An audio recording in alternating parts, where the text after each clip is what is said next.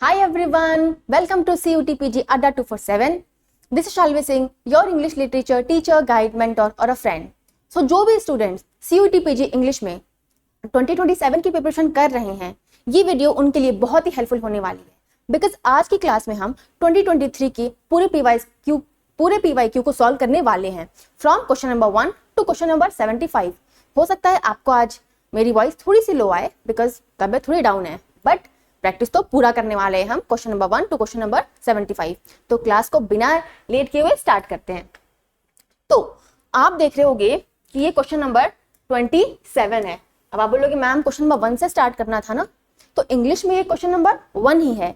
2022 और 2023 में question number 1 to question number 25 general paper आता था और क्वेश्चन नंबर 26 से क्वेश्चन नंबर 100 तक इंग्लिश का पेपर आता था. बट अब पैटर्न चेंज हो चुका है. 2024 से बस question number 1 to question number 75 आता है. ओनली आपका जो मेन सब्जेक्ट है, कोई जनरल पेपर नहीं आता है. इसलिए मैंने इसका नंबर चेंज नहीं किया है, एज इट इज रखा है कि आपको पता चले कि पहले का पेपर पैटर्न कैसा था और अभी का पेपर पैटर्न कैसा है.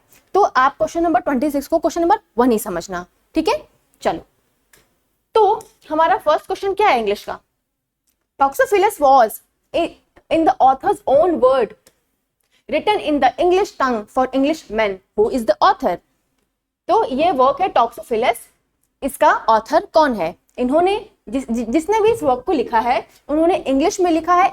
English written in the English tongue for English man. English man के लिए लिखा है इंग्लिश लैंग्वेज में. Options Thomas More, John Skelton, William Tyndale, Roger एशम.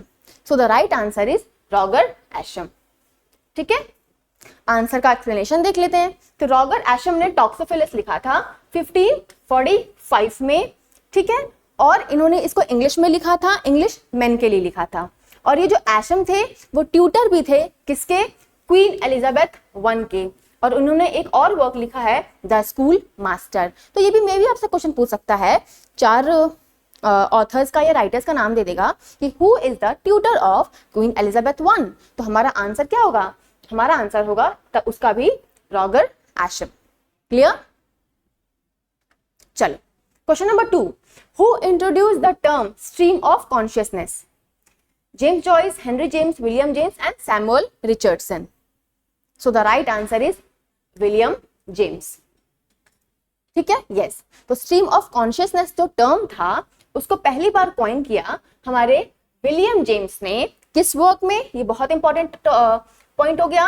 Principles of psychology in 1890. एक और फैक्ट हमें पता चला कि किस वर्क में विलियम जेम्स ने कॉइन किया है.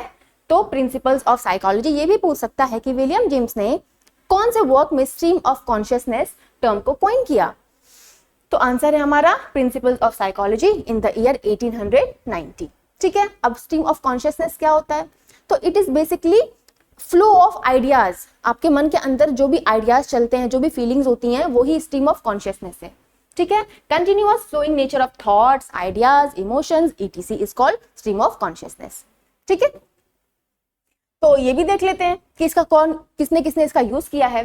तो वर्जीनिया वुल्फ, जेम्स जॉयस और डोरोथी रिचर्डसन ने इसका यूज किया है अपने वर्क्स में. वर्जीनिया वुल्फ ने इसका बहुत अच्छा यूज किया है अपने वर्क मिसेस डैलोवे में. चलो, question number 3. In how many parts is the essay that tradition and individual talent is divided? Option number 1 2, option number 2 3, option number 3 4, option number 4 5. तो हमारा राइट आंसर है 3. तो ये जो ऐसे है tradition and individual talent by T.S. Eliot, ये 3 parts में डिवाइडेड है. पार्ट 1 क्या डिस्कस करता है? Importance of tradition and historical sense. मतलब किसी भी राइटर को वर्क लिखने के लिए थोड़ा सा पास्ट को समझना चाहिए, हिस्टोरिकल सेंस होना चाहिए उसके अंदर. पूरा प्योर इमेजिनेशन नहीं करना चाहिए, बस एक क्या होना चाहिए? हिस्टोरिकल सेंस होना चाहिए. पार्ट 2 में क्या इंट्रोड्यूस किया उन्होंने? Concept of impersonality in poetry. कि किसी भी राइटर के पोइट्री में उसकी पर्सनालिटी की झलक नहीं दिखनी चाहिए. आपकी लाइफ में क्या चल रहा है वो आपकी पोइट्री में नहीं दिखना चाहिए. आपकी पोइट्री अलग है, आपकी लाइफ अलग है. और पार्ट नंबर 3 में उन्होंने कंक्लूड किया stressing the separation of the man who suffers and the man and the mind which create. कि मतलब माइंड हु सफर्स, थिंक कि मैं किसी चीज से सफर कर रही हूँ, वो अलग है, बट मेरा माइंड कोई पोइट्री लिख रहा है वो अलग है. तो सेपरेट कर दिया उन्होंने इन दो चीजों को. The man who suffers is different, the mind which creates it's different. Body एक ही है बट दोनों पार्ट को उन्होंने अलग कर दिया। क्लियर? चलो question number 4, John Bunyan's the pilgrim progress is an example of, ये बहुत इजी क्वेश्चन है, science fiction, allegory, detective fiction and autobiography. What is the right answer? Allegory. ठीक है, तो जॉन बनियन का जो पिलग्रिम प्रोग्रेस था 1678 में ये पब्लिश हुआ और ये क्या था? एक एलेगरी था, मतलब एक हिडन स्टोरी थी या फिर एक हिडन मैसेज था इस वर्क में। ओके, तो example of allegory, in the story the protagonist Christian's journey from the city of destruction to celestial city represent the spiritual journey of human soul। ठीक है, ये जो जर्नी है from city of destruction to celestial city, ये क्या represent कर रही है? एक स्पिरिचुअल जर्नी को रिप्रेजेंट कर रही है, किसके? ह्यूमन सोल के, फ्रॉम सिन टुवर्ड्स सैल्वेशन। ठीक है, यहाँ पे हर एक कैरेक्टर, हर एक प्लेस, हर एक इवेंट क्या कैरी कर रहा है? Symbolic, moral and spiritual meaning. ठीक है, क्लियर? एलेगरी समझ में आया? एलेगरी मीन्स एक ऐसी स्टोरी कि जो सरफेस में स्टोरी चल रही है उसके नीचे एक हिडन मैसेज हो, एक हिडन स्टोरी हो, जिससे हमें कुछ मोरल वैल्यूज के बारे में भी पता चले। जैसे कि जो स्टोरी है रैबिट एंड टॉर्टोइस की, जिसमें एक कंपटीशन हो रहा होता है कि कौन पहले जीतेगा। कंपटीशन स्टार्ट हो जाता है, रैबिट बहुत तेज तेज दौड़ के एक जगह जाके रुक जाता है, रेस्ट लेने लगता है, बट टॉर्टोइस धीरे धीरे धीरे धीरे चलता रहता है और एट द एंड टॉर्टोइस जीत जाता है। तो it's just not a simple competition story. ये कैसे स्टोरी है? एक ऐसी स्टोरी है जो हमें बता रही है कि हार्डवर्क और कंसिस्टेंसी कितनी इंपॉर्टेंट है और अपने पे कभी भी ओवर कॉन्फिडेंस नहीं होना चाहिए, लेजीनेस नहीं आनी चाहिए आपके अंदर। तो ये एक एलेगरी है, एक सिंपल सी कंपटीशन, एनिमल कंपटीशन स्टोरी के अलावा इसमें क्या रिप्रेजेंट किया गया है? क्या रिप्रेजेंट किया गया है? रैबिट एज अ कि ओवर कॉन्फिडेंस नहीं करना चाहिए और लेजीनेस नहीं दिखाना चाहिए, और टॉर्टोइस की क्या होना चाहिए? एक हार्डवर्क होना चाहिए आपके अंदर और कंसिस्टेंसी होनी चाहिए। तो उस स्टोरी के अलावा एक डिफरेंट स्टोरी, एक डिफरेंट वैल्यू, एक डिफरेंट हमें टीचिंग मिल रही है। तो this is called allegory. Clear? चलो, in which year was the first Nobel prize in literature awarded? 1907, 1913, 1901, 1923। कौन से ईयर में पहला नोबेल प्राइज लिटरेचर में दिया गया? तो हमारा राइट आंसर है 1901। ठीक है, 1901 में पहला लिटरेचर का नोबेल प्राइज किसे मिला? सोली प्रूडोम को मिला है। ठीक है, और उसके बाद हमारे रविंद्रनाथ टैगोर को मिला 1913 में और W.B. येट्स को मिला 1923 में। ठीक है, तो the Nobel prize was established by Alfred Nobel's will. Nobel prize को किसने एस्टेब्लिश किया? एक और फैक्ट हमें मिल गया लर्न करने के लिए। तो किसने किया? अल्फ्रेड नोबल्स विल ने किया। ठीक है, मतलब इनका नाम अल्फ्रेड नोबेल ही है। ठीक है, इनके नाम, इनका जो टाइटल है नोबेल, उसी पे इस अवार्ड का नाम रखा गया नोबेल प्राइज। तो ये भी क्वेश्चन पूछ सकता है कि किसने एस्टेब्लिश किया नोबेल प्राइज को लिटरेचर में? तो आंसर इज अल्फ्रेड नोबेल। चलो क्वेश्चन नंबर, ये कौन सा क्वेश्चन है? 6, match the work in the list. अब आ गया हमारा मैच द कॉलम का वर्क। ये बहुत ही कॉमन क्वेश्चन है, ऐसे क्वेश्चंस आपको CUET PG में जरूर देखने को मिलेंगे कि राइटर्स के वर्क को राइटर से मैच करना होगा, या फिर इंपॉर्टेंट कोटेशंस को राइटर से मैच करना होगा, या फिर उनको किस ईयर में अवार्ड्स मिले उसको मैच करना होगा राइटर्स से। ऐसे बहुत कैटेगरी के क्वेश्चन आपको मैच द कॉलम में देखने को मिलेंगे। चलो, doctor Faustus Julius Caesar in the defence of poesy the faerie queen. ये तो बहुत ही इजी क्वेश्चन है आपके लिए। तो डॉक्टर फॉस्टर्स को किसने लिखा था? हमारे क्रिस्टोफर मार्लो ने। तो ए का सेकंड बस ऑप्शन नंबर 1 में है, बाकी में नहीं है, तो हम राइट आंसर तक पहुंच चुके हैं। क्लियर? फेरी क्वीन लिखा था एडमंड स्पेंसर ने, द डिफेंस ऑफ पोइजी लिखा था आपके फिलिप सिडनी ने, और जूलियस सीजर लिखा था आपके विलियम शेक्सपियर ने। ठीक है, ये रहे आपके आंसर्स। क्लियर? चल, given below are 2 statements. 2 statement मिला है हमें। तो स्टेटमेंट नंबर 1 क्या है? Preface to lyrical ballads was first published in 1798. और statement number 2, preface to lyrical ballad is the unacknowledged manifesto of the romantic movement. ठीक है, अब हमें बताना है कि कौन सा स्टेटमेंट सही है। तो देखिए प्रीफेस टू लिरिकल बैलेट पूछ रहा है, प्रीफेस टू लिरिकल बैलेट 1798 में पब्लिश नहीं हुई थी, ओके। और preface to lyrical ballad is the unacknowledged manifesto of romantic movement, ये सही है। तो statement number 1 is incorrect and statement number 2 is correct. तो हमारा राइट आंसर हो जाता है ऑप्शन नंबर 4। Yes, clear. तो लिरिकल बैलेट पब्लिश हुआ था 1798 में, preface to lyrical ballad publish नहीं हुआ था। और जो प्रीफेस टू लिरिकल बैलेट है वो पब्लिश हुआ 1800 में, ठीक है। और हम प्रीफेस टू लिरिकल बैलेट को क्या बोलते हैं? Manifesto of romantic movement. ये भी क्वेश्चन पूछ सकता है कि हम किसे मैनिफेस्टो मानते हैं इंग्लिश रोमांटिक मूवमेंट का, तो हमारा आंसर हो जाएगा प्रीफेस टू लिरिकल बैलेट। चलो क्वेश्चन नंबर 33 यहां लिखा है, बट हमारे पैटर्न के अकॉर्डिंग ये हो गया question number 8। Match the column का वर्क आ गया है, ये हमारी फेमिनिस्ट राइटर्स हैं और ये उनके कुछ वर्क्स हैं। The sex which is not one, the newly born women, the mad woman in the attic, on lies, secret and silence, ठीक है। तो the mad woman in the attic was written by Sandra Gilbert and Susan Gubar. Caeca one सब में है, ठीक है, आप देख सकते हो।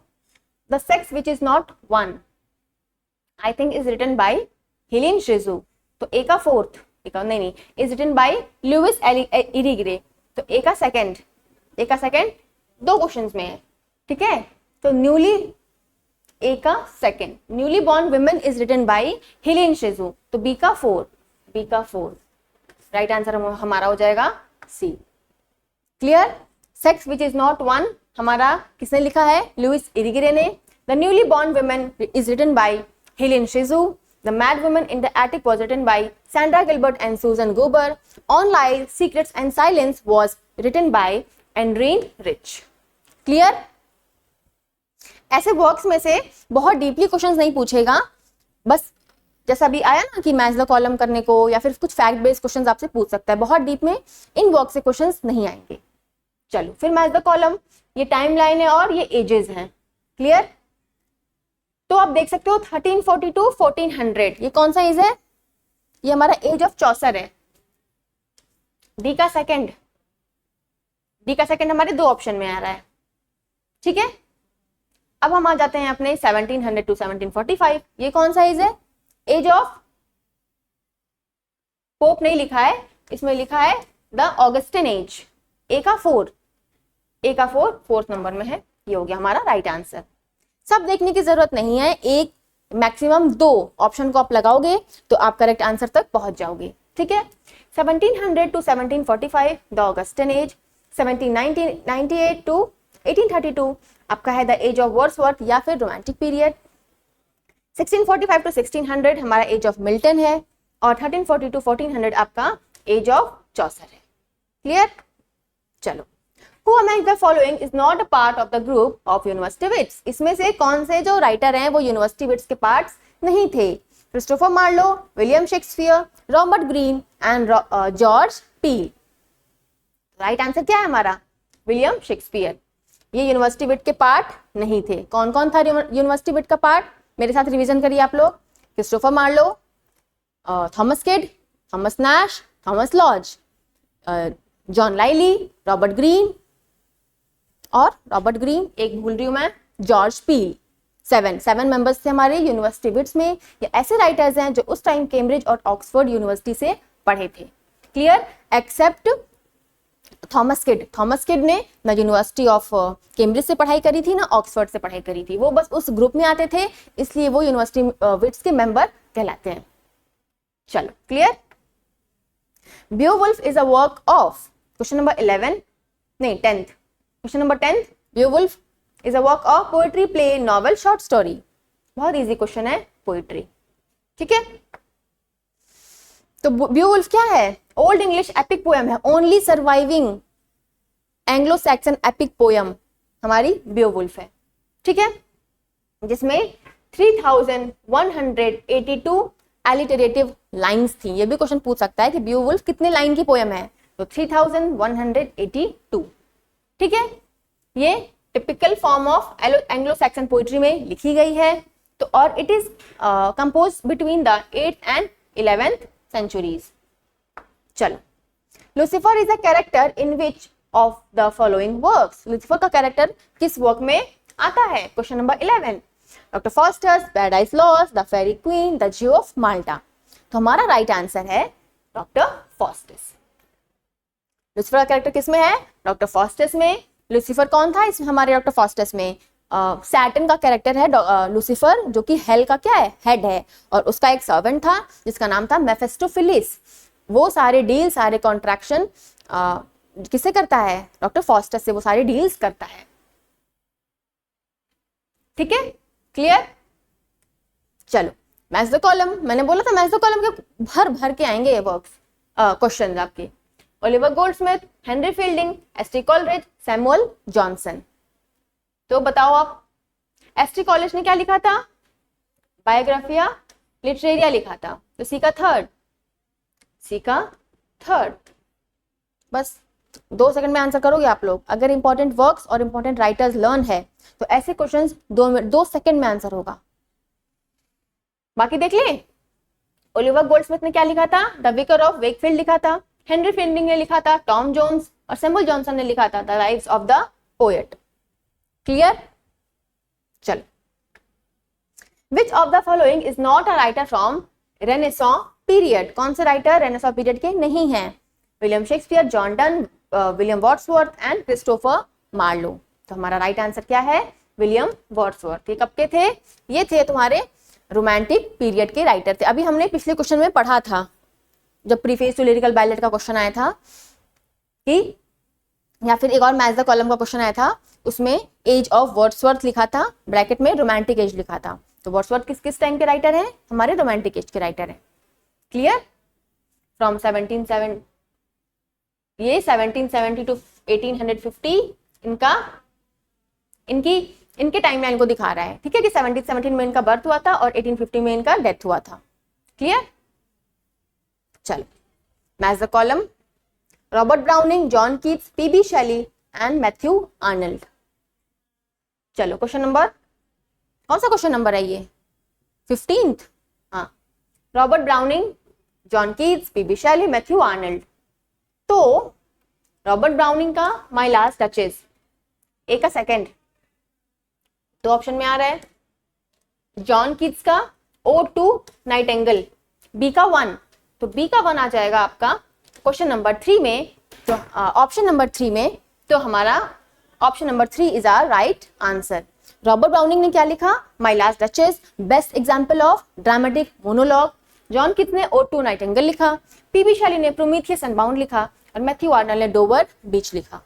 क्लियर? सारे इंपॉर्टेंट राइटर्स के इंपॉर्टेंट वर्क्स या माइनर वर्क्स भी आपको एकदम फिंगर टिप्स पे लर्न होने चाहिए। What is the function of drama according to Dryden? Dryden के अकॉर्डिंग ड्रामा का फंक्शन क्या था? Purgation, religious teaching, delight and instruction and transportation.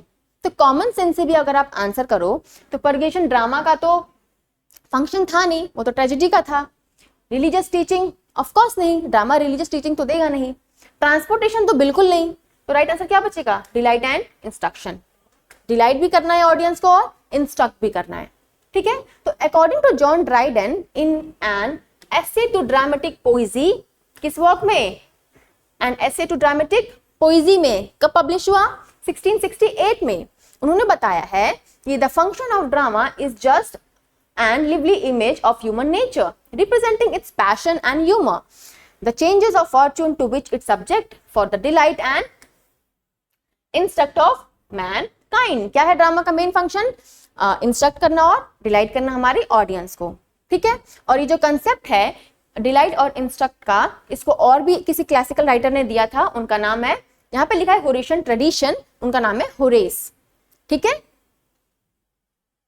चलो, Who wrote our sweetest song are those that tell of saddest thought?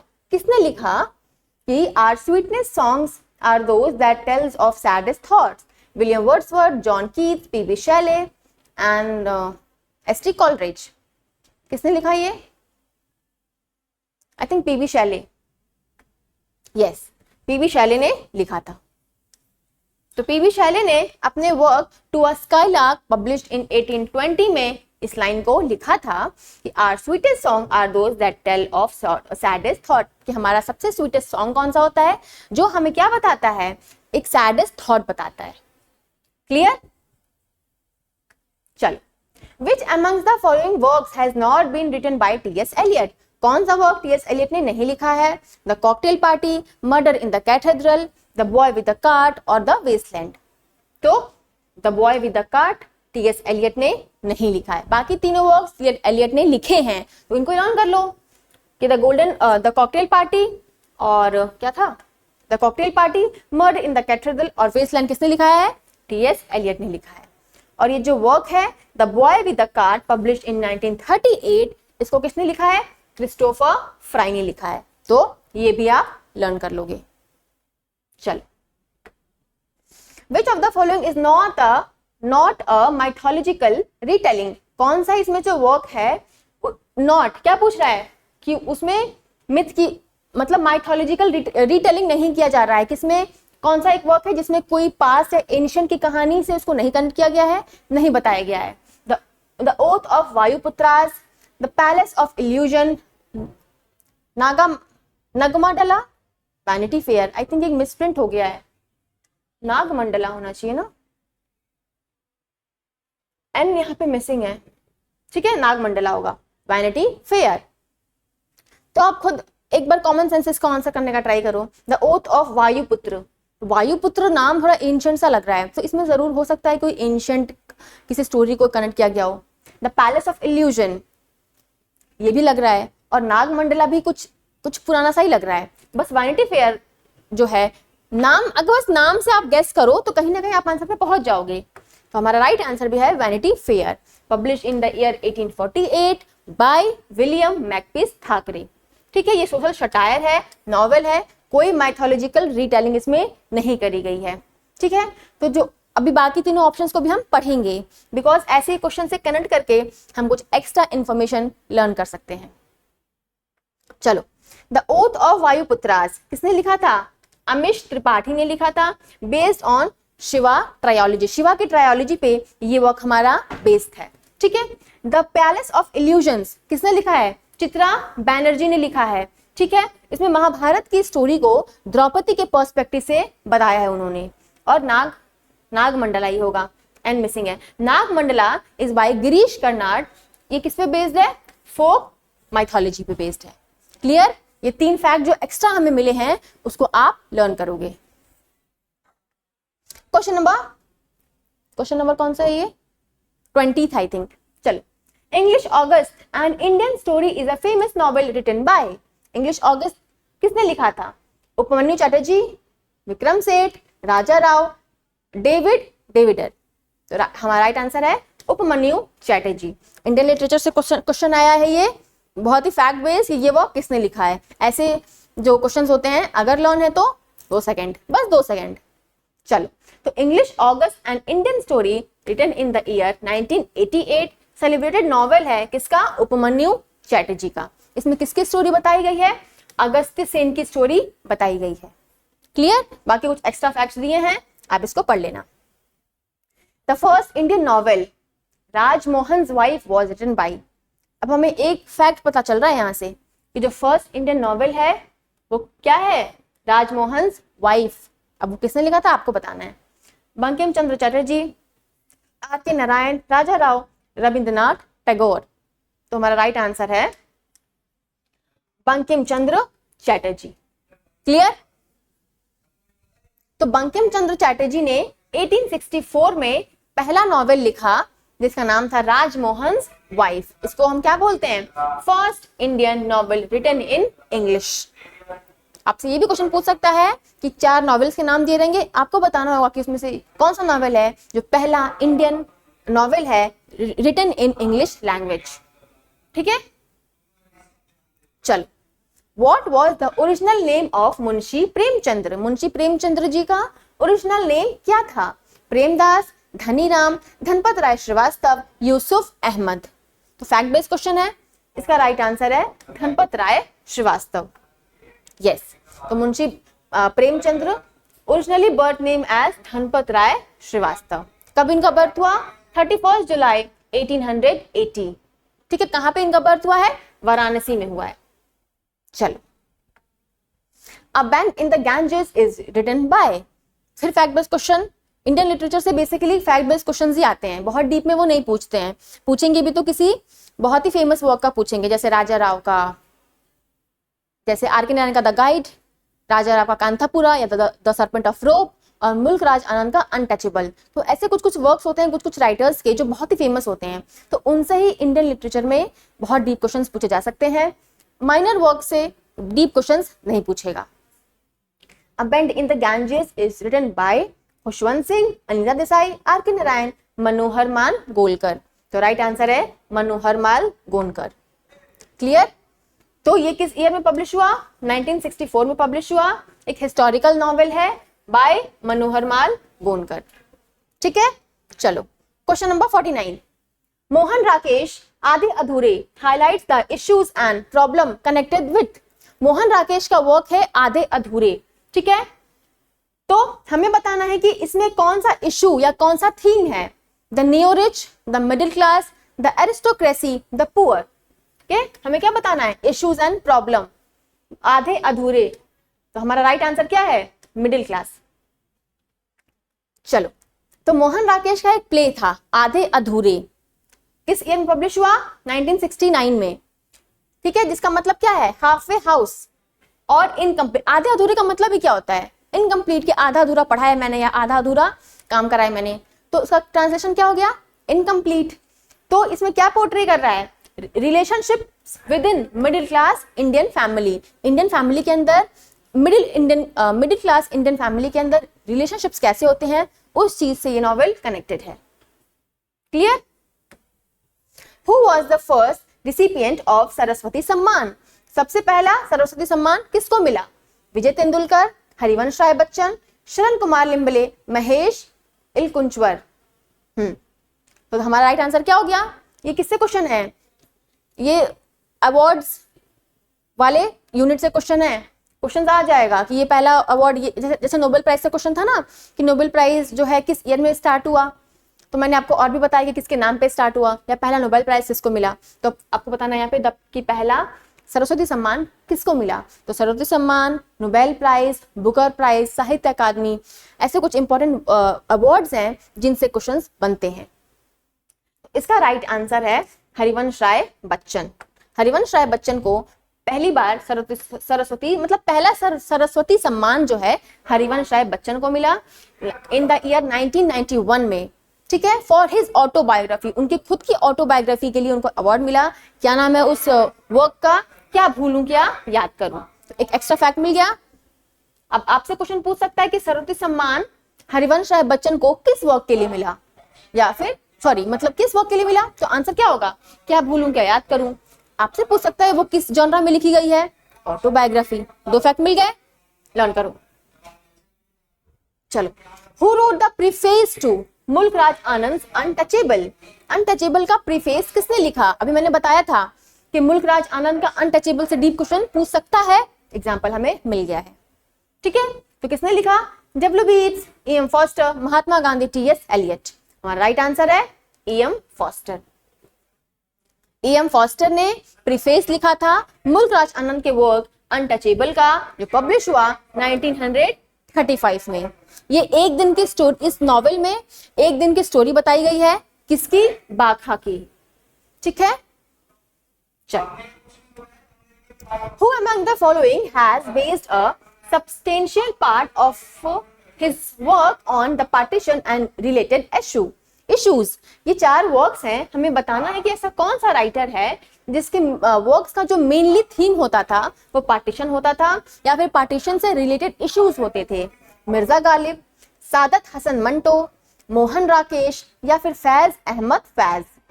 तो हमारा right answer है सादत हसन मंटो। ठीक है, तो सादत हसन मंटो के मेनली वर्क जो है पार्टीशन के थीम्स पे बेस्ड होते थे। फॉर एग्जांपल लाइक तोबा तेग सिंह, खोल दो या फिर ठंडा गोश्त। ये बेसिकली किस पे बेस्ड था? Violence, displacement, human suffering during partition. Partition के टाइम हमें क्या क्या मतलब लोगों को क्या क्या दिक्कतें हुई, ह्यूमन सफरिंग्स क्या थी, वायलेंस कैसा था, ये सारी जो थीम्स हैं इन तीनों वर्क्स में उन्होंने एक्सप्लोर करी हैं। ठीक है, चलो अगला question, which Indian novelist has written the cat and the Shakespeare? ये वर्क किसने लिखा? बहुत ही इजी क्वेश्चन, बताओ बताओ। ऑप्शन क्या है? आर के नारायण, खुशवंत सिंह, राजा राव और अनीता देसाई। तुम्हारा राइट आंसर है राजा राव। ठीक है, cat and the Shakespeare was publish in the year 1965। एक फिलोसॉफिकल नॉवेल था जो कि लिखा था राजा राव में। ठीक है, कहाँ पे सेट था? तिरुवनंतपुरम में ये जो वर्क है वो सेट था। और ये किस चीज को एक्सप्लोर करता है? थीम्स ऑफ माया, मोह माया कहते हैं ना, इसकी थीम पे ये वर्क बेस्ड है। माया, कर्मा या फिर spiritual philosophy through the metaphor of a cat. Cat यहाँ पे एक मेटाफर रिप्रेजेंट कर रही है, किसके लिए? माया, इल्यूजन, कर्मा और स्पिरिचुअल फिलोसफी के लिए। ठीक है, चलो, gender is a dash imposed division of sexes. ठीक है, ये एक बहुत ही कह लो कि एक कॉमन सेंस का भी क्वेश्चन है, पढ़े हो तो अलग बात है, वरना एक कॉमन सेंस का क्वेश्चन है। ठीक है, कल्चरली, बायोलॉजिकली, सोशली, इंडिविजुअली।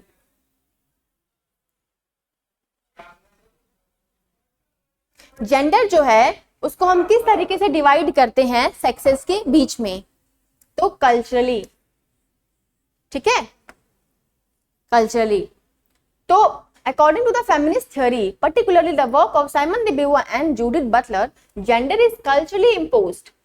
अपने वर्क्स में साइमन दे बेवो और जूडिथ बटलर ने क्या बोला है कि जो जेंडर है वो एक कल्चरली इम्पोज डिवीजन है ऑफ सेक्सेस। सेक्सेस मीन्स कि आप मतलब मैं बताती हूँ, sex refers to biological differences. Biological differences से हम सेक्स को डिवाइड करते हैं कि आप मेल हो या फीमेल हो। बट जेंडर क्या होती है? जेंडर आपके कल्चर पे बेस्ड होती है। बेसिकली कि आप कपड़े कैसे पहनोगे, वो लड़का है तो पैंट शर्ट पहनेगा, लड़की है तो साड़ी पहनेगी, लड़का है तो बॉयकट रहेगा, लड़की है तो लंबे बाल रखेगी। तो ये सब किस पे बेस्ड है? ये सब कल्चर पे बेस्ड है हमारे। ठीक है, और सेक्स जो है वो आपका बायोलॉजिकल डिफरेंस है बेसिकली। क्लियर? तो gender refers to the culture social rule. एक कल्चर और सोशल रूल है। कोई लड़का साड़ी पहन के निकल जाएगा मार्केट में तो लोगों को बहुत ही वियर्ड लगने वाला है, पर कोई लड़की पहन के निकलेगी तो कोई नई बात नहीं है। क्यों वियर्ड लगेगा? बिकॉज वो हमारे सोसाइटी में वो हमारे सोसाइटी के लिए बहुत ही वियर्ड चीज है, वो एक्सेप्टेबल ही नहीं हो पाएगा। बट लड़की पहन के निकलेगी तो एक्सेप्टेबल हो पाएगा, बिकॉज हमारी पीढ़ी दर पीढ़ी, जनरेशन टू जनरेशन चीजें चली आ रही हैं। ऐसे ही कल्चर में हमारे ऐसा ही होता है कि लड़की साड़ी पहनती है और लड़का पैंट शर्ट पहनता है। तो that is gender is based on what? Culture and social rules, expectations impose on people. और एक सर्टेन एक्सपेक्टेशंस होती हैं जेंडर वाइज कि लड़की है तो क्या करेगी, लड़का है तो क्या करेगा। ठीक है, चलो, the technique of defamiliarization is to make. अब ये डिफेमिलियराइजेशन से क्वेश्चन पूछा है कि क्या ये करती है unfamiliar things to familiar, familiar things unfamiliar, unfamiliar things unfamiliar, familiar things familiar. तो ये तो बिल्कुल नहीं करती है। डीफेमिलियराइजेशन, डी मतलब फेमिलियराइजेशन का ऑपोजिट है डीफेमिलियराइजेशन। फेमिलियराइजेशन मतलब कुछ बहुत ही फेमिलियर होना, अपना सा होना, और डीफेमिलियराइजेशन इतना बड़ा वर्ड है ये। डीफेमिलियराइजेशन वर्ड मतलब फेमिलियराइज्ड चीज को डीफेमिलियराइज्ड करना। तो अनफेमिलियर थिंग्स नहीं, फेमिलियर थिंग्स अनफेमिलियर। ठीक है, familiar things unfamiliar. Clear? Victor Shklovsky ने इसका कंसेप्ट दिया था। ठीक है, ये एक रशियन टर्म है ऑस्ट्रा नैनी, जिसका मीनिंग क्या होता है? Making strange. ठीक है, तो विक्टर श्लाइवोस्की ने अपनी वर्क आर्ट एज टेक्निक में जो पब्लिश हुआ 1917 में डीफेमिलियराइजेशन का कंसेप्ट दिया था। ठीक है, कि किसी भी चीज को पढ़ने के लिए हमें पहले उसे फेमिलियर से अनफेमिलियर करना होगा, तभी हम उस चीज को, उस वर्क को समझ पाएंगे। ठीक है, it refers to the artistic technique. ये एक आर्टिस्टिक टेक्निक है of presenting common things in an unfamiliar और a strange way to enhance perception. किसी भी कॉमन चीज को कैसे प्रेजेंट करना, अनफेमिलियर और स्ट्रेंज वे में प्रेजेंट करना, उसके परसेप्शन को इनहेंस करने के लिए। चल क्वेश्चन नंबर 56 जो कि हमारा question number I think 21st है। Match the column, literary theory से क्वेश्चन आ चुका है। ये आपके लिटरेरी थ्योरीज हैं और हमें इसका टाइम लाइन बताना है। बताओ, Russian formalism, new criticism, feminist criticism, new historicism. तो जो न्यू हिस्टोरिसिज्म है वो सबसे लास्ट में आता है आपका, लगभग डी का 2। Yes, clear. रशियन फॉर्मलिज्म कब आ रहा है आपका, 1920 to 1930s। New criticism 1940s to 1950s। Feminist criticism 1960 to present, हाँ फेमिनिस्ट क्रिटिसिज्म चली रहा है। और new historicism 1980s to onwards. Clear. चलो, the phrase dissociation of sensibility was coined by. Dissociation of sensibility phrase को किसने coin किया? ये लिटरेरी टर्म से क्वेश्चन है। यूनिट नंबर 3 में कुछ लिटरेरी टर्म्स दिए हैं, वहां से डायरेक्ट क्वेश्चन है, वहां पे ये मेंशन भी है ये लिटरेरी टर्म। तो आपको बताना है कि ये किसने दिया, किसने कॉइन किया? इसको कॉइन किया टीएस एलियट ने। क्लियर, आवाज आ रही है मेरी proper?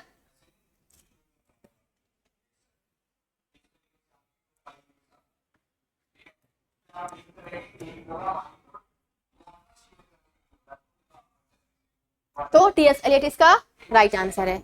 TS Eliot coined the term dissociation of sensibility. किस ऐसे में इसको कॉइन किया था?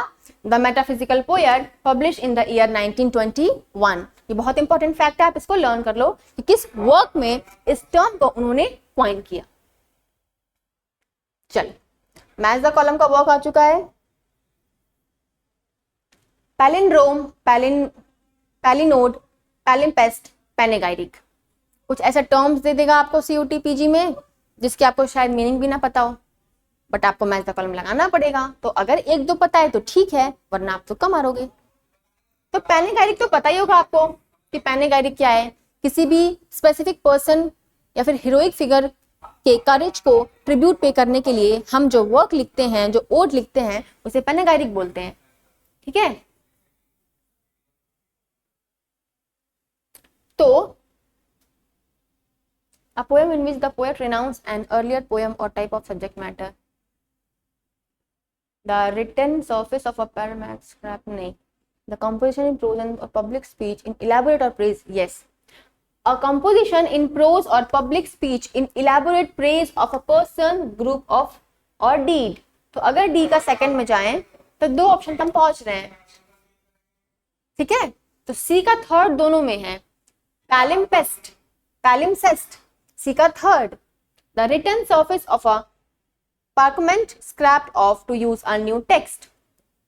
ये आपके पैलिम्सेस्ट का डेफिनेशन हो गया। अब बच रहा है पैलिंड्रोम और palinode, word phrase that reads the same forwards and backwards.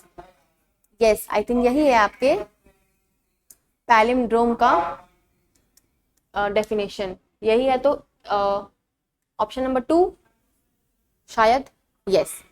तो पैलिंड्रोम जो है एक ऐसा वर्ड होता है जिसको आप फॉरवर्ड पढ़ो या बैकवर्ड पढ़ो उसकी प्रोनाउंसिएशन सेम आएगी। जैसे कि मैडम, MEDAM, मैडम को उल्टा कर दो तो भी मैडम ही होगा। तो उसको क्या बोलते हैं? ऐसे वर्ड्स को हम बोलते हैं palindrome. Palinode, a poem in which the poet retracts और recant something said in a previous poem. एक ऐसा पोएम जिसमें किसी पिछले पोएम में पोएट ने जो कहा था उसके लिए सॉरी बोलता हो या फिर उससे बिल्कुल ऑपोजिट बोलता हो, वो क्या हो गया? पैलिनोड हो गया। पैलिम्सेस्ट, एक ऐसा मैन्युस्क्रिप्ट जिसपे पहले कुछ लिखा जा चुका था लेकिन फिर उसको इरेज करके उस पर कुछ नया लिखा गया। कुछ ऐसे शीट्स, मतलब पहले के टाइम पे पेजेस बहुत एक्सपेंसिव होते थे, तो राइटर्स क्या करते थे? बेसिकली राइटर्स जो पहले लिखा जा चुका था उसको इरेज करके उस पर कुछ नया लिखते थे, बट जो पहले लिखा गया था उसकी झलक कहीं ना कहीं आती थी, तो उसे हम क्या बोलते थे? पैलिम्सेस्ट। और पैनागैरिक में आपको एक्सप्लेन कर चुकी हूं। चलो, match the column, stress, intonation, pitch, junction, ये आपका डेफिनेशन। पिच, आइनोनेशन, स्ट्रेस और जंक्शन। डी का 1 सब में दिया हुआ है तो डी का 1 होगा ही, सॉरी डी का 1, the transition in an utterance between the adjacent speeches, ठीक है। The relative loudness of a component element in an utterance, the variation in the rise and fall of the voice in a course of utterance, the rise and fall of the voice rhythm in course of an utterance। तो pitch का अगर हम सी का third करें तो ये आपका answer आ रहा है। यस, एक मिनट, ऑप्शन गलत दिया हुआ है क्या? अच्छा, थर्ड वाला आ रहा है। ओके, देख लेते हैं एक बारी कहाँ मिस्टेक हो रही है। Stress, the relative loudness prominence of a saleable in an utterance. Stress और अनस्ट्रेस आपको पता है एक तरीके का सेलेबल है, ठीक है। बोलते टाइम जिस वर्ड्स पे ज्यादा स्ट्रेस पड़ता है, मतलब खिंचाव आता है, वो स्ट्रेस हो गया। जिसमें कम खिंचाव आता है वो अनस्ट्रेस हो गया। तो the relative loudness of prominence of a saleable in an utterance, ये हो गया stress. Intonation, the variance in the rise and fall of a voice over an utterance, the melody of speech। B का third दे रहा है पर इसमें melody की बात तो हो नहीं रही है, देख लेते हैं। Pitch, the rise and fall of a voice, rhythm and tone, okay. और junction, the transition pause between adjunction of sounds और वर्ड्स इन अ स्पीच। तो ये आपके डेफिनेशंस हैं और ये कुछ वर्ड्स हैं, आप इसको लर्न कर लो बेसिकली, सिंपल सा, ठीक है। थर्ड आंसर आपका राइट आंसर हो जाए।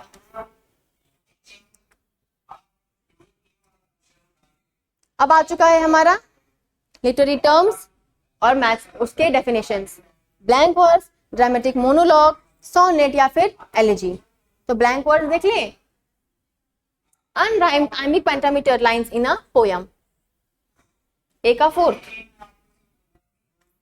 तो ऑप्शन में आ रहा है ए का fourth. Dramatic monologue, a lyric poem uttered by a speaker to listen to a listener, thereby revealing their own character। ये हो गया आपके ड्रामेटिक मोनोलॉग का। तो बी का 1 इसमें है, हमारा राइट आंसर हो गया। तो ब्लैंक वर्ड्स एक ऐसी पोयम होती है, या फिर एक ऐसे पोयम, किसी भी पोयम को अगर ब्लैंक वर्ड्स में लिखा जा रहा है तो बेसिकली वो कैसे लिखा गया है, अनराइम iambic पेंटामीटर, उसमें कोई राइमिंग नहीं हो रही है, ठीक है। जिसको किसने यूज किया था, शेक्सपियर ने और मिल्टन ने। ड्रामेटिक मोनोलॉग का एग्जांपल मैंने आपको पीछे बताया था कि रॉबर्ट ब्राउनिंग ने इसका परफेक्ट यूज किया अपने वर्क माय लास्ट डचेस में, ठीक है। ड्रामेटिक मोनोलॉग एक ऐसी पोयम होती है जिसमें जो स्पीकर है वो सिंगल स्पीकर है, ठीक है, वो ही अपनी स्टोरी बता रहा है और एक साइलेंट लिसन उसकी पूरी स्टोरी को सुन रहा है, और वो स्टोरी को बताते बताते स्पीकर अपने कोई हिडन साइकी, हिडन ट्रूथ को रिवील कर देगा। सोनेट जो है बेसिकली 14 लाइंस की एक शॉर्ट पोयम होती है, और एलिजी एक ऐसी पोयम होती है जिसमें किसी के डेथ को हम मॉर्न करते हैं और एंड कैसी होती है, ऑप्टिमिस्टिक होती है। चलो, the anti masque was a form developed by. Anti mask जो फॉर्म है उसको किसने डेवलप किया, William Shakespeare, Joffrey Chaucer, Ben Jonson या फिर जॉन डन। तो किसने डेवलप किया, बेन जॉनसन ने, ठीक है। तो anti masque was developed by Ben Jonson in collaboration with designer Inigo Jones, ठीक है। ये भी फैक्ट मिल गया हमें कि किसने कोलैबोरेशन में उन्होंने एंटी मास्क को डेवलप किया, ठीक है। और कब इंट्रोड्यूस हुआ था, it was introduce in the masque of queens इन 1609, ठीक है। चलो, अब आ गया मैच द कॉलम के वर्क। फोकलोर, मिथ, आर्केटाइप या फिर फेरी टेल्स। ये थोड़ा सा हॉच पॉच सा हो गया है, थोड़ा आप इसको इग्नोर कर देना, ठीक है। तो हम देख लेते हैं फेरी टेल्स, देख लेते हैं, इजी रहेगा आपके लिए।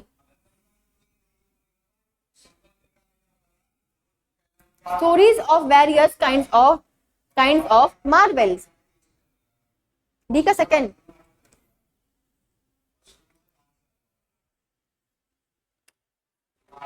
सही है, ठीक है। 4 ऑप्शंस अगर दिए हैं मैच द कॉलम में, तो जो आपको इजी लगता है आप उसको उठाओ और मैच करो, अगर वो मैच हो रहा है और एक ऑप्शन भी है कि जिसमें वो बन रहा है आपका, तो राइट आंसर हो जाएगा। मैंने फेरी टेल को मैच कराया, आपको पता है फेरी टेल्स में क्या होता है कि किसी की बहुत मतलब मैजिक, मार्वल, सोनपरी जैसी कहानी सुनाई जाएंगी। तो stories with involving Marvel, magic and super elements is what is fairy tale. बाकी देख लेते हैं। फोकलोर क्या है? Verbal composition, saying and social ritual handed down orally through generations. Folklore में ओरली कुछ भी नरेट किया जाता है जो जनरेशन टू जनरेशन पास होता है। मिथ क्या है? मिथ आपको पता ही है, कुछ ऐसी चीजें जिसपे बस हम विश्वास करते हैं। Hereditary stories of ancient origin assign to a particular culture group.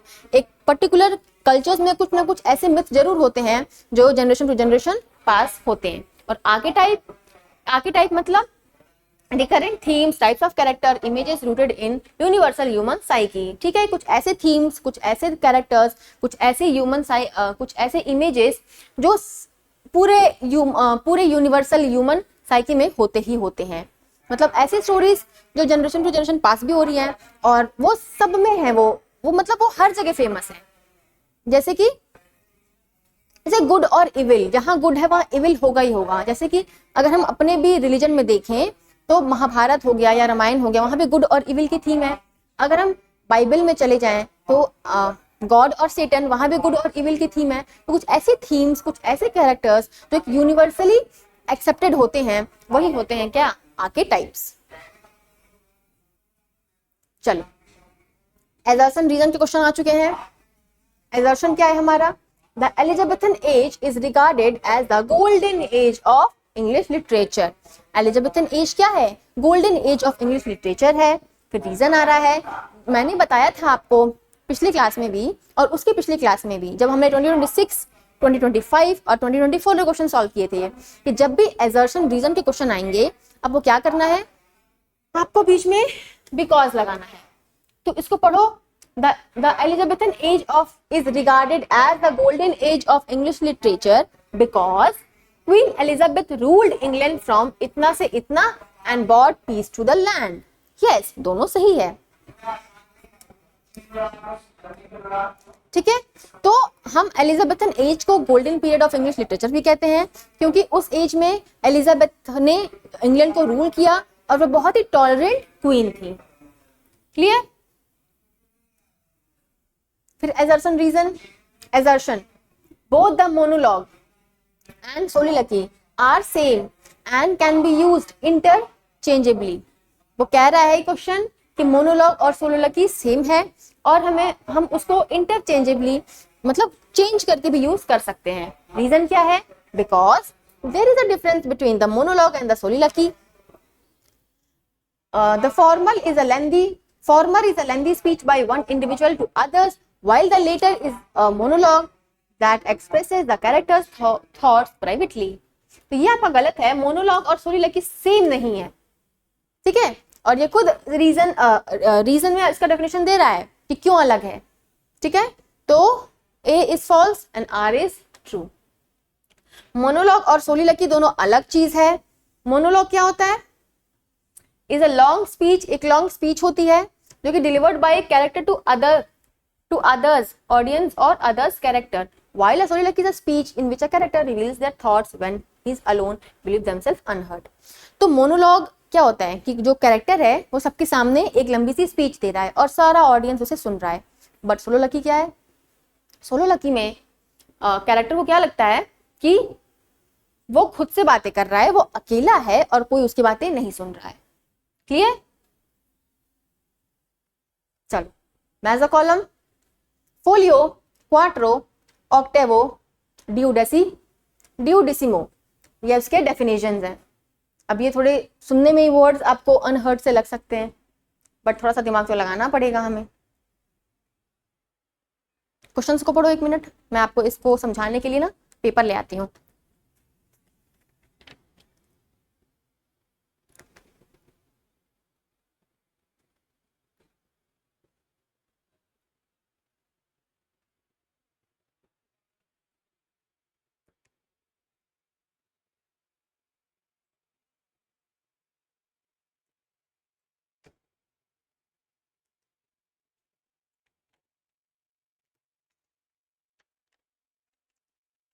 समझ में पढ़ लिया इसको?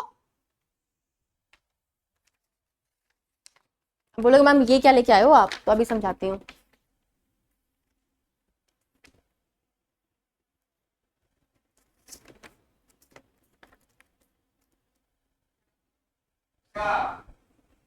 A larger printer sheet which is folded once to form 2 leaves of 4 pages.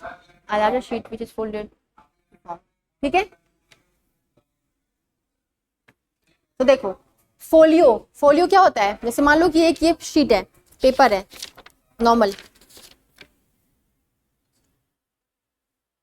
तो फोलियो, क्वाट्रो, ऑक्टेवो और डियोडेसिमो। क्लियर? तो मान लो जैसे ऐसा शीट है ये, ठीक है। A large printer sheet which is folded once to form 2 leaves of 4 pages. तो ये शीट है, इसको हमने एक बार ऐसे फोल्ड किया, बस एक बार फोल्ड किया तो क्या बना?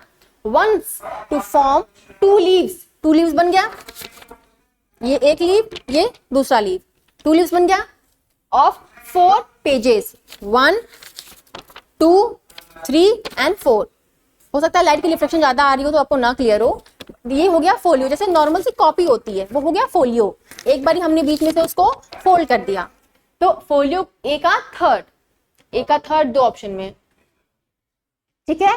बी क्वाट्रो, क्वाट्रो मतलब आपको पता है कि जैसे क्वाट्रेन होता है, तो एक ऐसा स्टैंजा जिसमें 4 लाइन होती है। तो quattro means a large printer sheet which is folded twice to form 4 leaves, जिसको हम 2 बार फोल्ड करें।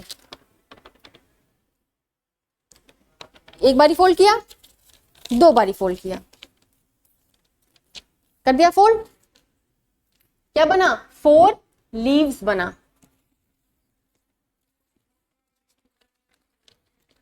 अभी ऐसे था फोल्ड तो 2 लीव्स था, अब ऐसे कर दिया तो 4 लीव्स बन गए। तो ये हो गया आपका क्वाट्रो, बी का 1, थर्ड ऑप्शन। सेकंड ऑप्शन कहां कंफ्यूज कर गई मैं? फोल्डेड ट्वाइस, बी का सेकंड दे रहा है, फोल्डेड थ्राइस लिखा है इसमें। ऑप्शन आपका गलत है, ये थर्ड होगा, ठीक है। देखो यहां खुद लिखा है, क्वाट्रो का क्या एक्सप्लेनेशन है? फोल्डेड ट्वाइस, जहां पे 4 लीव्स बन रही हैं, तो फोल्डेड ट्वाइस जहां 4 लीव्स बन रही हैं, तो बी का 1, सी का second. Octavo, a large printer sheet which is folded thrice. अब मैंने इसको एक बार फोल्ड किया, फोलियो बना, 2 बार फोल्ड किया, क्वाट्रो बना, 3 बार फोल्ड करूंगी तो ये बन जाएगा आपका ऑक्टेवो, ठीक है। और कितने लीव्स बनेंगे? 8 लीव्स बन जाएंगे। और ड्यूसी डेमो में हम कितनी बार फोल्ड करेंगे इसको? Which is folded to form 12 leaves. इसमें कितने लीव्स बन जाएंगे? 12 लीव्स बन जाएंगे। क्लियर? थोड़ा सा कंफ्यूजिंग सा है, बट पेज लेके आप इसको खुद से ट्राई करना, कंफ्यूजन नहीं होगी। क्लियर? देखो यहाँ पे लिखा है ऑप्शन थर्ड, बट यहाँ पे गलत हो गया। क्लियर? लीव्स मतलब बेसिकली पेजेस हैं, कंफ्यूज मत होना कि मैम लीव्स क्या कर रही हैं आप। लीव्स मतलब बेसिकली पेजेस, ठीक है। फिर से दिखा दूं, शीट है ये, एक बार फोल्ड किया बना फोलियो, कितने पेजेस? 2 पेजेस। 2 बार फोल्ड किया बना क्वाट्रो, कितने पेजेस? 4 पेजेस बनेंगे अंदर। एक बार और फोल्ड किया बन गया ऑक्टेवो, कितने पेजेस? 8, ठीक है। चलो, dash includes words arranged in the metrical pattern often using rhyming words in an imaginative style. इसमें से कौन सा जॉनरा है जहां पे जो वर्ड्स होते हैं वो अरेंज होते हैं मेट्रिकल पैटर्न में और राइमिंग वर्ड्स का यूज करते हैं इमेजिनेटिव स्टाइल के लिए? तो बेसिकली ये किसका है? पोएट्री का है। पोएट्री में राइमिंग वर्सेस होती हैं और एक मेट्रिकल पैटर्न होता है। क्लियर? इसको पढ़ लेना, इसको एक्सप्लेन करने की जरूरत नहीं है। चलो next, Langland's Piers Plowman is an example of epic, allegorical poem, lyric and elegy. William Langland का एक वर्क था पियर्स प्लाउमैन, वो किसका एग्जाम्पल है? वो एग्जाम्पल है एलिगोरिकल पोयम का। क्लियर? तो एक मिडिल इंग्लिश एलिगोरिकल पोयम है, ये किसमें लिखी गई है? एलिटरेटिव वर्ड्स में लिखी गई है। और कैसी एलेगरी है ये? स्पिरिचुअल एलेगरी है, ठीक है। जहां जो हमारा नरेटर है विल, उसका क्या नाम है? विल, ठीक है। वो किससे गुजर रहा है? बहुत सारे ड्रीम विजन से गुजर रहा है। उसको ड्रीम्स आ रहे हैं, कैसे ड्रीम्स? ट्रुथ के और डुवेल के, क्लियर। और जो हमारा कैरेक्टर है पियर्स द प्लाउमैन, वो किसका एलिगोरिकल फिगर है? वो क्राइस्ट का एलिगोरिकल फिगर है, या फिर एक बहुत ही परफेक्ट क्रिश्चियन लाइफ का एलिगोरिकल फिगर है। चलो next, graveyard poets is a term applied to. Graveyard poets के बारे में आपसे डेफिनेशन पूछा है या फिर एक फैक्ट पूछा है। 16th century poet who wrote pastoral elegies and raised questions about the justice of faith. 17th century poet who wrote elegies lamenting the death of a friend or a person. 18th century poet who wrote meditative poems on human morality. 19th century poet who wrote romantic poems on love and life. तो अगर आपको timeline पता है तो भी आप right answer तक पहुंच जाओगे। तो इसका राइट आंसर है answer number 3rd। 18th century के पोएट थे ये, तो कैसी पोएम्स लिखते थे? On meditative poems on human morality, clear. 18th century के ये इंग्लिश पोएट्स थे जो जिनका थीम होता था बेसिकली मेलंकलिक और मेडिएटिव पोएट होता था। मतलब वो बेसिकली मेलंकलिक और मेडिएटिव पोएम लिखा करते थे और थीम होता था मोरालिटी, डेथ और the transience of life, clear. इसका एग्जाम्पल क्या है? थॉमस ग्रे का elegy written in a country churchyard, clear. चलो next, which of the following groups of words are related to each other.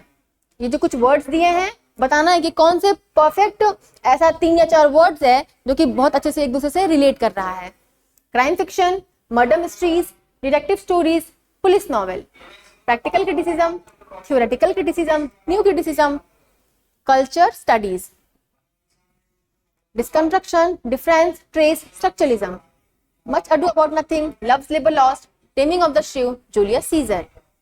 ये तो करेगा नहीं, बिकॉज स्ट्रक्चरलिज्म और डिकंस्ट्रक्शन दोनों अलग अलग हो गया। वो पोस्ट स्ट्रक्चरलिज्म का कंसेप्ट है और ये कंसेप्ट है हमारे स्ट्रक्चरलिज्म का। तो ऑप्शन नंबर 3rd हमारा रॉन्ग आंसर है। अब हम बात करते हैं ऑप्शन नंबर 1 की। तो crime fiction, murder mysteries, detective stories and police novel, ये बेसिकली सब सेम सा लग रहा है। तो ऑप्शन नंबर 1 हमारा राइट आंसर हो जाएगा, ठीक है। क्योंकि ये जो है क्या एक सब जॉनराज हैं क्राइम फिक्शन के, कि क्राइम फिक्शन है, डिटेक्टिव नॉवेल है और क्या था? पुलिस नॉवेल था या फिर मर्डर मिस्ट्रीज था। ये सब एक क्राइम फिक्शन के सब जॉनराज हैं। ऑप्शन नंबर 2 की बात कर लेते हैं हम। तो practical criticism, theoretical criticism, new criticism फिर भी एक जॉनरा में आ जाएंगे, बट जो कल्चर स्टडीज है वो बिल्कुल अलग है। Structuralism is oppose to reconstruction, ये मैं बता चुकी हूँ। और जूलियस सीजर जो है, इसमें थी ना, ये सारे प्लेस किसके हैं? विलियम शेक्सपियर के हैं। बट जूलियस सीजर जो है वो आपकी एक ट्रेजिक हिस्ट्री है। बाकी जो अदर प्लेस है वो विलियम शेक्सपियर के थ्रू लिखे गए क्या है? कॉमेडीज हैं। क्या क्या था ऑप्शन में? Taming of a श्रीव, love labour lost and much ado about nothing, clear. Match the column, ये हमारे लिटरेरी जॉनराज हैं और ये उसके डेफिनेशंस हैं। Autobiography, memoir, diary and hagiography. तो ऑटोबायोग्राफी क्या होती है? जब आप खुद की स्टोरी लिख रहे होते हो तो आप उसे क्या बोलते हो? ऑटोबायोग्राफी। तो a biography written by the subject themselves. A का सेकंड ऑप्शन नंबर 2 और ऑप्शन नंबर 4। और हम बात कर लेते हैं हेजियोग्राफी की। थोड़ा सा आपको न्यू टर्म दिख सकता है हेजियोग्राफी। तो हेजियोग्राफी क्या होती है? एक ऐसा क्रॉनिकल होता है जिसमें बेसिकली क्रिश्चियन सेंट्स, मतलब क्रिश्चियनिटी की पे बेस्ड होता है वो वर्क जो है, ठीक है, उनके लेजेंड्स पे बेस्ड होता है। एक क्रॉनिकल होता है Christian saints based on pious legend. तो हेजियोग्राफी डी का 1, ऑप्शन नंबर 4, ठीक है। बात कर लेते हैं मेमोयर की। तो a first person account of notable experience moments in the author's life. कोई ऐसा स्पेसिफिक मोमेंट को जब किसी वर्क में हम डिस्कस करते हैं तो उसे बोलते हैं मेमोयर। और डायरी क्या हो गई? डायरी आपको पता है, a day to day record of events in one's life. मतलब एक दिनचर्या आप डेली का कहीं लिख रहे हो तो वो हो गई आपकी डायरी। चलो अब हम आ चुके हैं अपने क्वेश्चन नंबर 31 पे।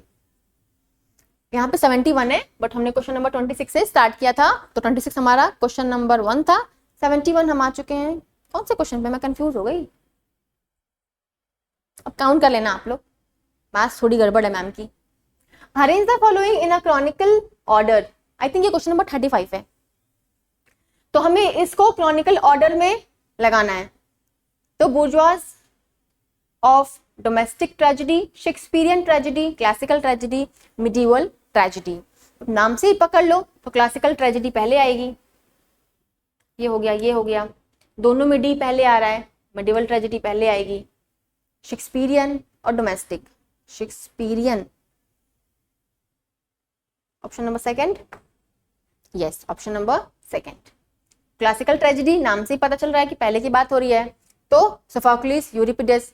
मिडाइवल ट्रेजेडी मिडिल एज की बात हो रही है, चौसर वगैरह के टाइम की। शेक्सपियरियन ट्रेजेडी रेनेसा के टाइम पीक पे थी अपनी, और डोमेस्टिक ट्रेजेडी जो है वो थी 18th सेंचुरी ऑनवर्ड्स की। क्लियर? चलो, the famous essay the politics of translation is written by, ये 4 ऐसे दिए हैं, आपको बताना है कि द पॉलिटिक्स ऑफ ट्रांसलेशन किसने लिखा है। यूजीनी निडा ने, महाश्वेता देवी, गायत्री चक्रवर्ती स्पिवक, या फिर जोसेफाइन बेलमर। तो are right answer is Gayatri Chakravorty Spivak. Clear? क्या है वर्क का नाम? The politics of translation in the year 1992 में ये वर्क आपका पब्लिश हुआ था। ठीक है, चलो। Untranslatability is a possibility in drama, cultural context, grammar and prose. तो जो अनट्रांसिटिबिलिटी है ये बेसिकली किस में होती है? मुझे लग रहा है कल्चरल कॉन्टेक्स्ट, यस, ठीक है। तो जो अनट्रांसिटिबिलिटी होती है वो किस में बेसिकली होती है? कल्चरल कॉन्टेक्स्ट में होती है, जहां पे जो कुछ पर्टिकुलर कंसेप्ट होते हैं, इडियम्स होते हैं, प्रोवर्ब्स होते हैं, उसको हम बिल्कुल मतलब एज इट इज ट्रांसलेट नहीं कर सकते हैं, उसी को बोल रहे हैं हम अनट्रांसिटिबिलिटी। ठीक है, तो some of these concepts, idioms, proverbs and culture practices are so deeply rooted in a specific culture that they cannot be adequately translated in another's language. इतने डीप रूटेड होते हैं कि हम उसको एक लैंग्वेज से दूसरे लैंग्वेज में ट्रांसलेट नहीं कर सकते, क्योंकि अगर हमने किया तो क्या होगा, मतलब अगर हमने की मतलब without losing their original meaning और nuance. Culture untranslatability is a central concern in translation studies. ये किसका कंसेप्ट है? ट्रांसलेशन स्टडीज का कंसेप्ट है। अनट्रांसलेटेबिलिटी मतलब कि किसमें होता है? ये कल्चर कंटेक्स्ट में होता है, क्योंकि कुछ कल्चर्स में कुछ ऐसे वर्ब्स, प्रोवर्ब्स होते हैं, आइडियाज होते हैं, इडियम्स होते हैं, जिसको हम अगर ट्रांसलेट भी करते हैं तो वो अपना ओरिजिनल मीनिंग जो है, ओरिजिनल चार्म जो है वो खो देगा। ठीक है, चल। J.C. Catford divides the shift in a translation into dash major types. J.C. Catford ने डिवाइड किया था shifts in translation कितनी मेजर टाइप्स में? I think 3, 2, sorry I am wrong, right answer है आपका 2। ठीक है, ये थोड़ा डीप क्वेश्चन हो गया ट्रांसलेशन स्टडीज से। तो J.C. Catford का एक वर्क था अ लिंग्विस्टिक थ्योरी ऑफ ट्रांसलेशन, किस ईयर में पब्लिश हुआ? 1965 में। तो ये जो ट्रांसलेशन होता है ये मेजर 2 टाइप्स में होता है,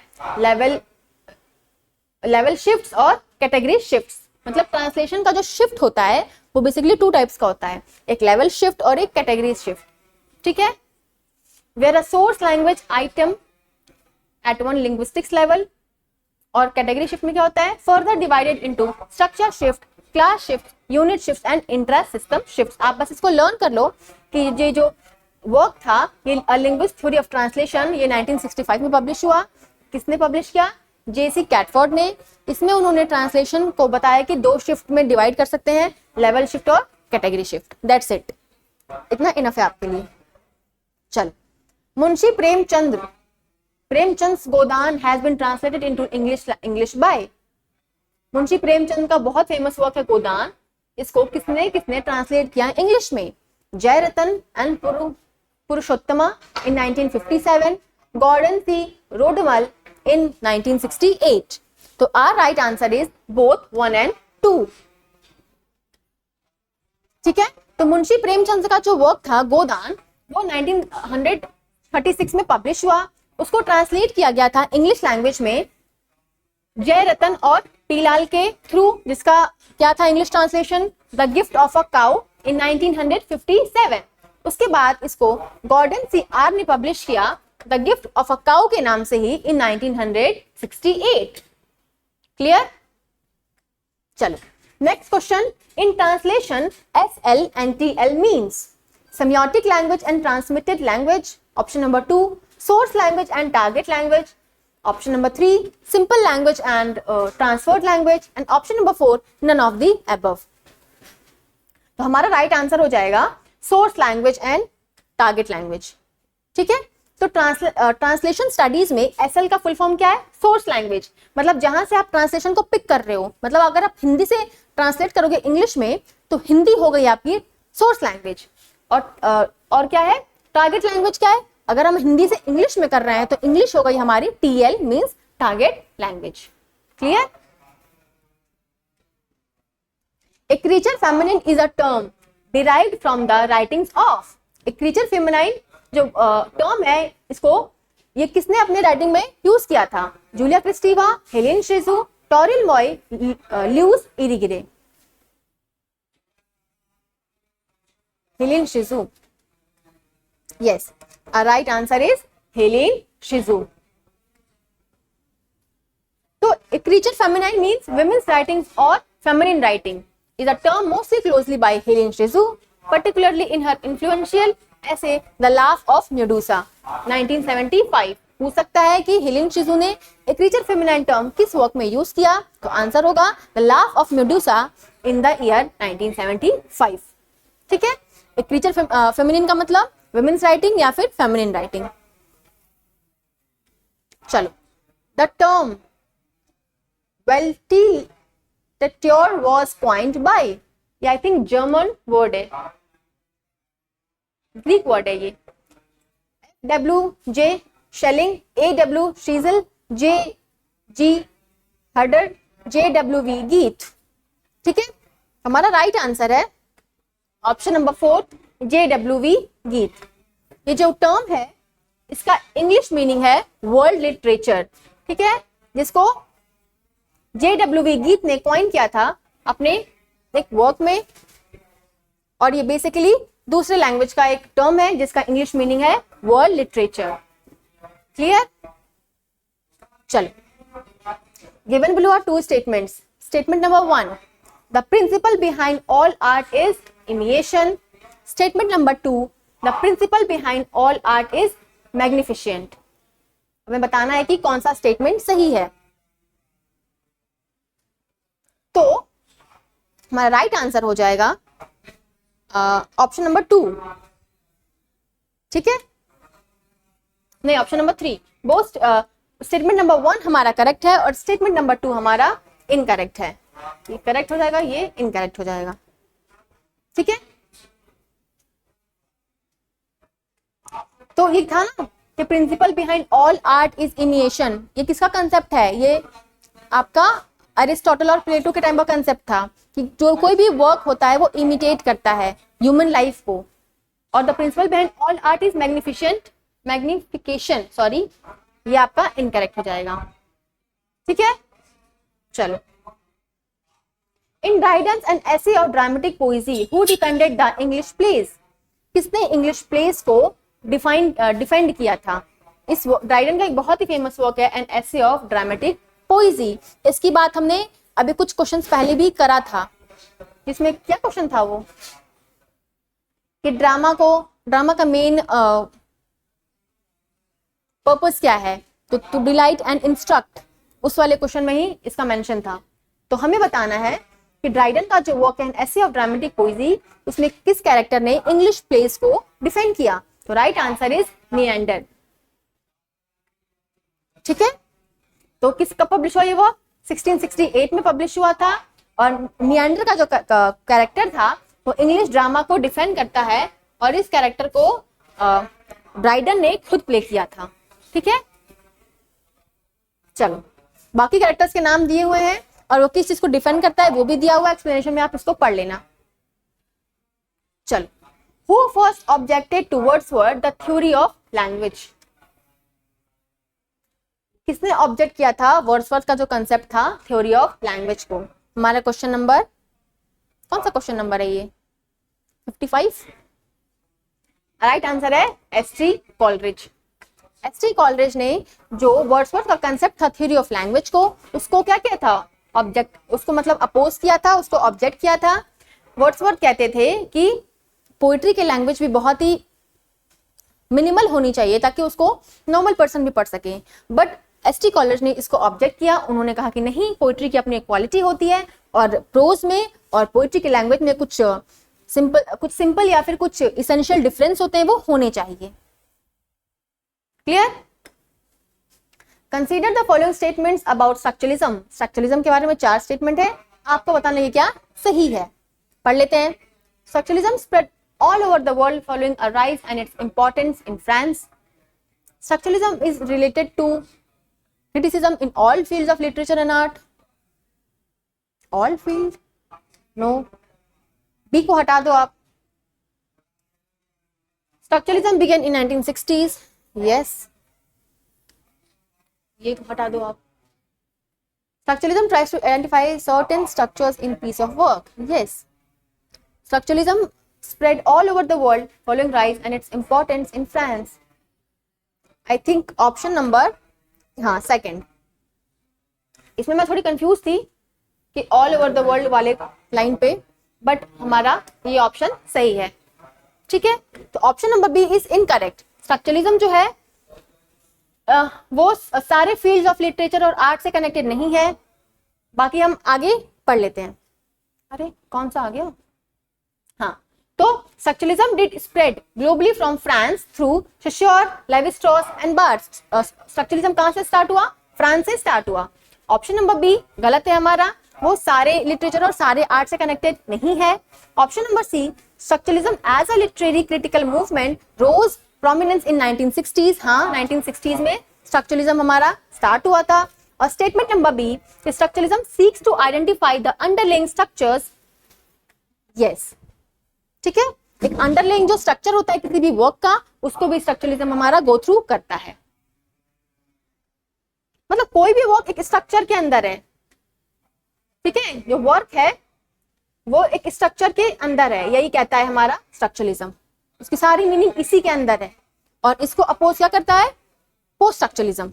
यही हमारा, जो मैंने पहले बताया कि कोई भी वर्क का जो स्ट्रक्चर है वो एक स्ट्रक्चर नहीं है, बोला ना ये structuralism tries to identify certain structures in a piece of work. किसी भी पीस ऑफ वर्क में क्या सर्टेन स्ट्रक्चर्स हैं, उसको आइडेंटिफाई करता है हमारा स्ट्रक्चरलिज्म। तो ये हो गया उसका डेफिनेशन। चलो, who said there is nothing outside to the text? किसने बोला कि सारी चीजें एक टेक्स्ट के अंदर है और टेक्स्ट के बाहर कुछ भी नहीं है?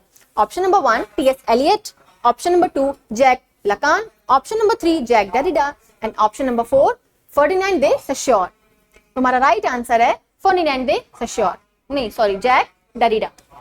There is nothing outside the text.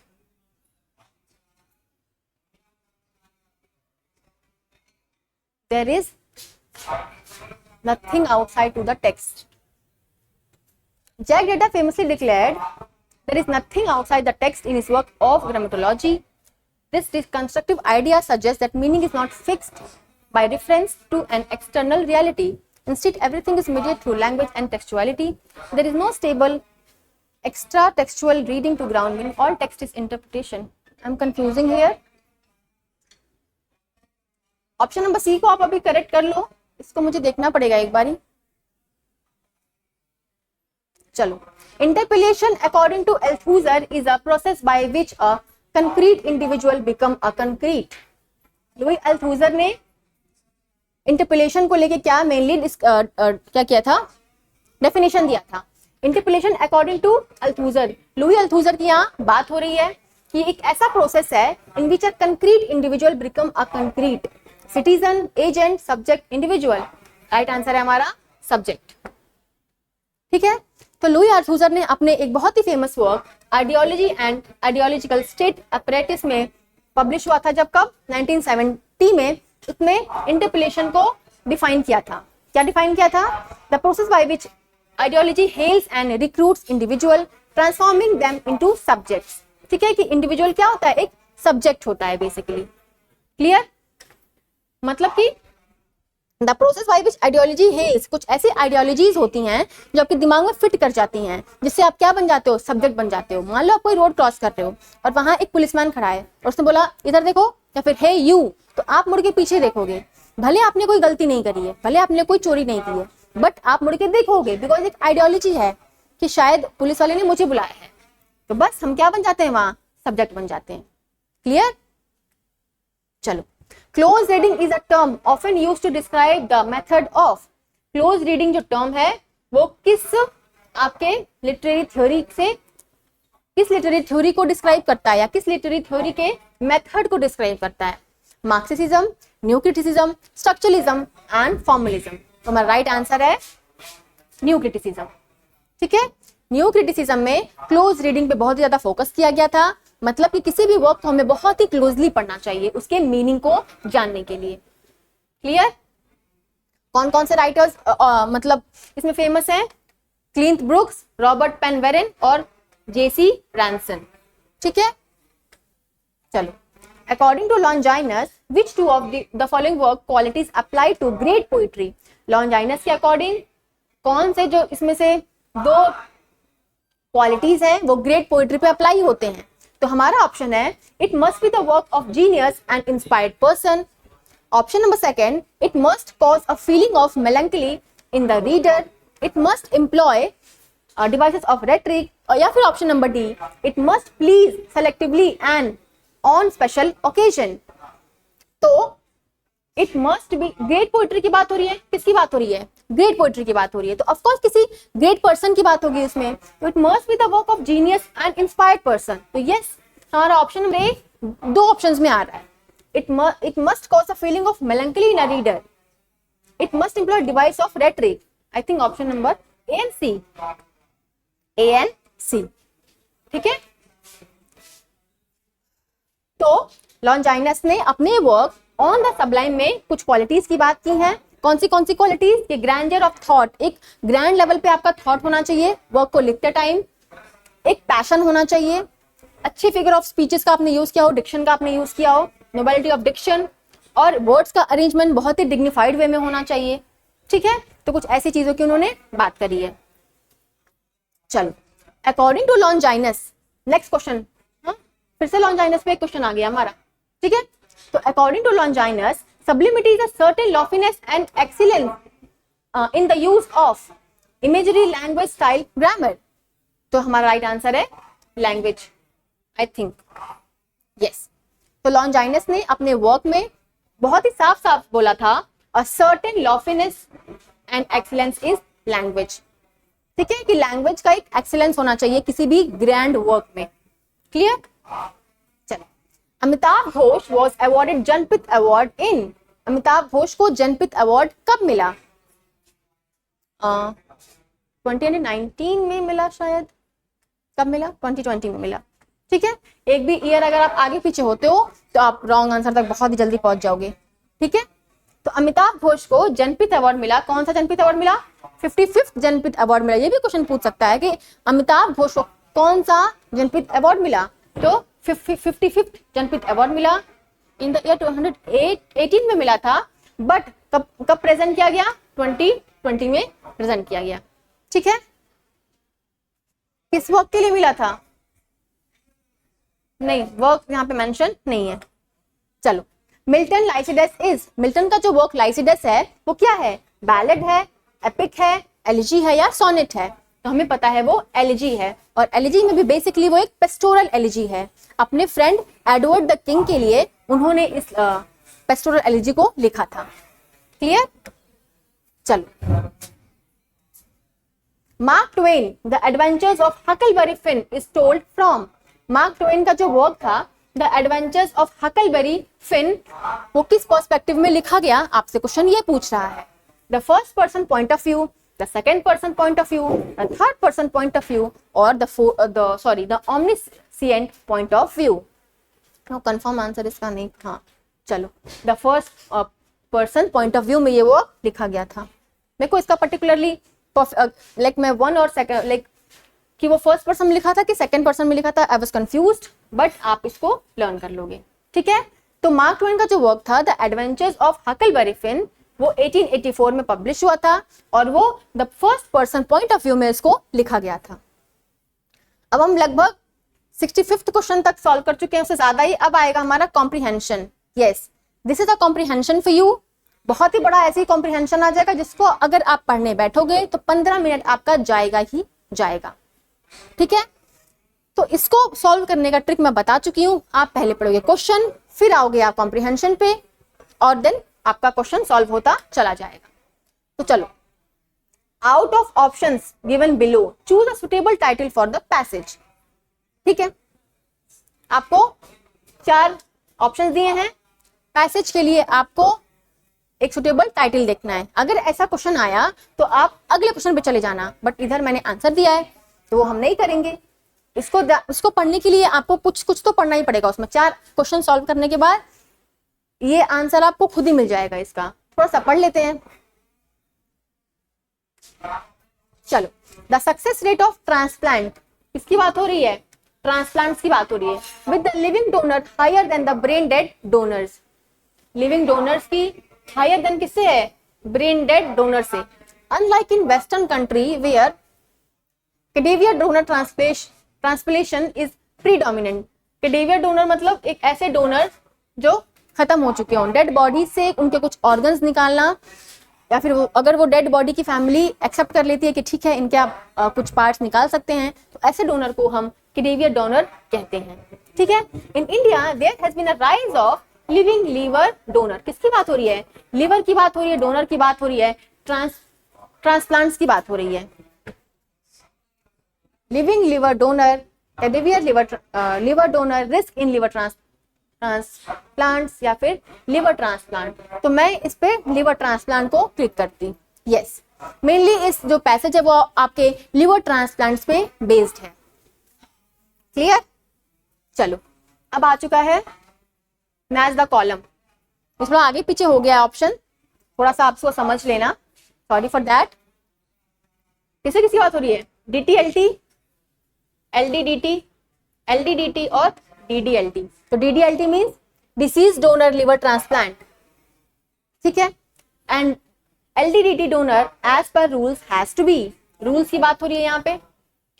And LDDT donor can donate और DDLT इज प्रिफर्ड मोस्टली। चलो थोड़ा सा पढ़ लेते हैं, आंसर हमें मिल जाएगा। कहां तक पढ़ा था हमने? यहां तक पढ़ा था। लिविंग डोनर्स और liver LDDT can save patients with locally advanced liver cancer and acute liver failure through disease donor liver is not suitable for most patients. ऐसा कुछ दिया है क्या यहाँ पे? Due to risk of a living donor up to 60% of the liver in which grows back to its normal size in 4 to 6 weeks. ऐसे कुछ जो पॉइंटर्स आएंगे कि 60%, 4 to 6 वीक, आप इसको मार्क कर लेना, ठीक है। A first degree relative to the recipients और unsuitable for most patients। unsuitable तो पढ़ा था ना हमने यहाँ पे, देखो मिला हमें। DTLT is not suitable for most patients, ठीक है।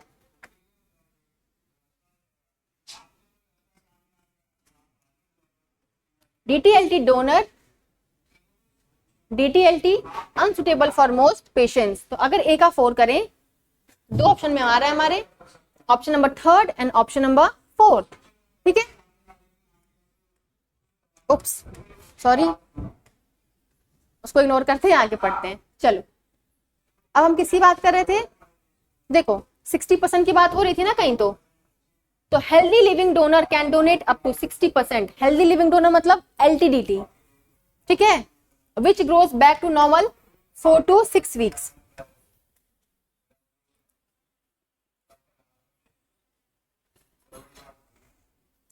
LTDT donor can donate up to 60% of the liver which grows back to its normal size 4 to 6 weeks.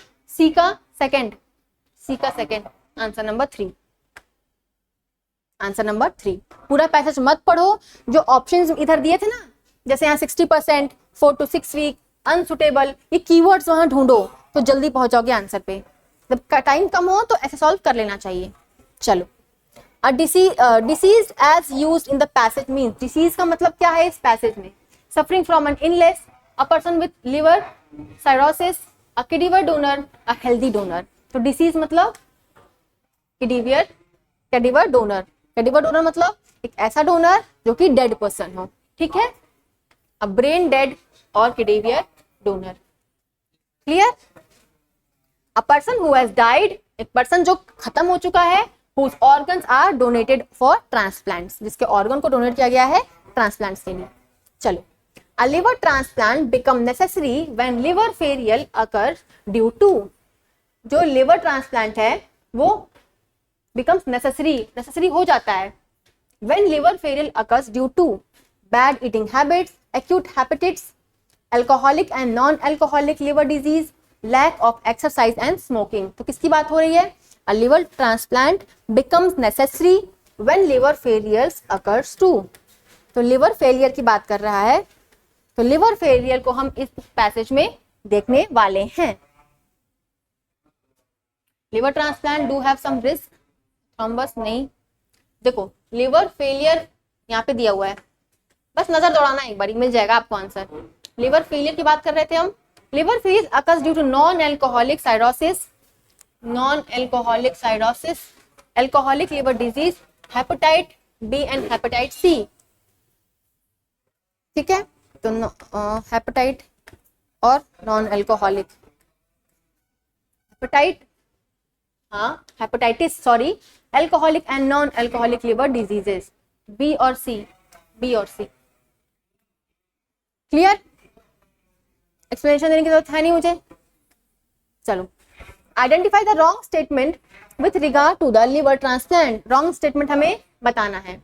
In South India DDTL constitutes 3 to 4%. The liver recipients usually goes on lifelong immunosuppression medications. Option number C, in liver transplants, more than 92% recover well. In LDDT, more than 60% of donors are wives and mothers. चलो, यहाँ पे क्या देखना है हमें? South India देखना है 3 to 4%, इसमें देखना है हमें 92% और इसमें देखना है 60%। कीवर्ड छांट के चलो, जल्दी आंसर मिल जाएगा। ठीक है, अभी तो कहीं मैंने पढ़ा था नॉर्थ इंडिया के साउथ इंडिया, कुछ तो पढ़ा था ऐसे। देखो 60% वो तो ठीक है। इन north India DDTL constitutes 3 to 4% of transplants. In South India, it is higher than 10 to 15%. South India में कितना है? 10 to 15% और नॉर्थ इंडिया में कितना है? 3 to 4%। तो ऑप्शन ए ही हमारा रॉन्ग आंसर है। रॉन्ग स्टेटमेंट पूछा था ना, रॉन्ग, तो रॉन्ग हमारा ए है।